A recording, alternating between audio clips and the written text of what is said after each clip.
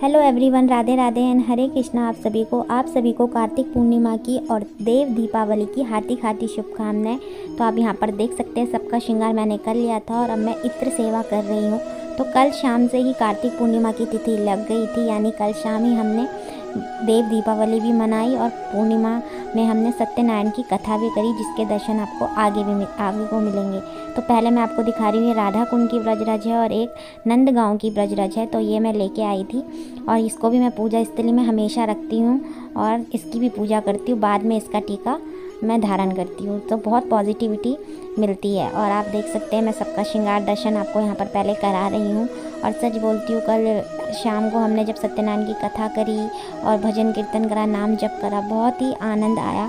अगर आपकी लाइफ में कोई स्ट्रेस, डिप्रेशन, किसी प्रकार की भी कोई टेंशन है, नेगेटिविटी आती है, तो आप भक्ति ज़रूर करें। भक्ति ही वो साधन है जो इन सबको दूर कर सकता है। तो आप देख सकते हैं, फिर मैं शाम को अपने प्राचीन घर के पास ही एक राधा कृष्ण का मंदिर है, वहाँ गई थी दीपदान करने के लिए।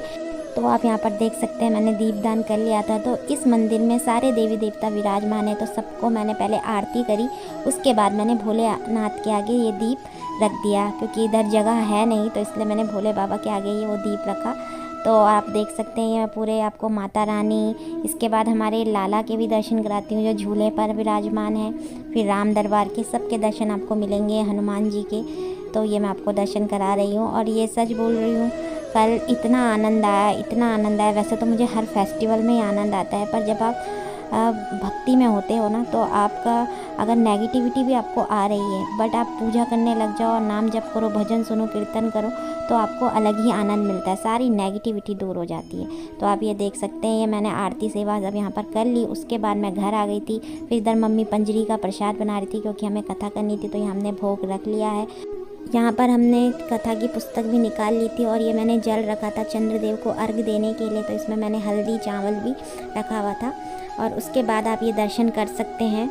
फिर ये मेरी मम्मी कथा पढ़ रही थी और इसके बाद मैंने ये भी दिखाया है कि इस वक्त दूसरा अध्याय यहाँ पर चल रहा था, तो थोड़ी थोड़ी क्लिप्स लिए, क्योंकि पूजा के वक्त मुझे भी पसंद नहीं है ज़्यादा वीडियो बनाना।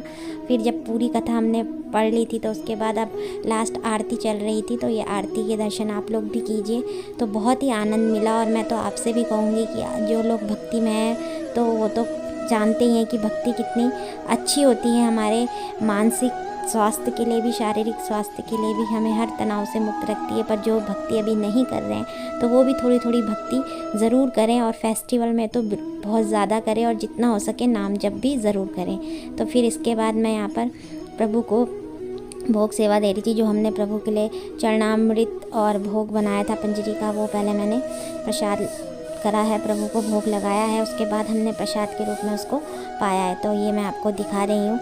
इसके बाद मैं फिर आरती भोग सेवा करने के बाद फिर मैं छत पर गई और छत पर मैंने चंद्रदेव जी को अर्घ दिया, जैसे कि आप यहाँ पर देख सकते हैं। उसके बाद मैंने उनकी भी आरती करी, उसके बाद माँ तुलसी की भी आरती करी। और सच कह रही हूँ, बहुत आनंद आया। थोड़ी देर में चंद्र देव जी के प्रकाश में माँ तुलसी के आगे थोड़ी देर मैं बैठी, यहीं बैठकर मैंने नाम जप भी किया, बहुत अलग ही आनंद था।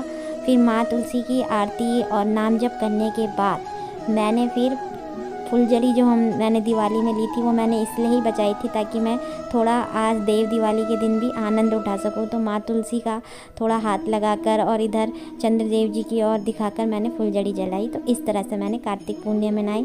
तो अब मिलती हूँ अपनी नेक्स्ट वीडियो में, अभी के लिए आपको राधे राधे।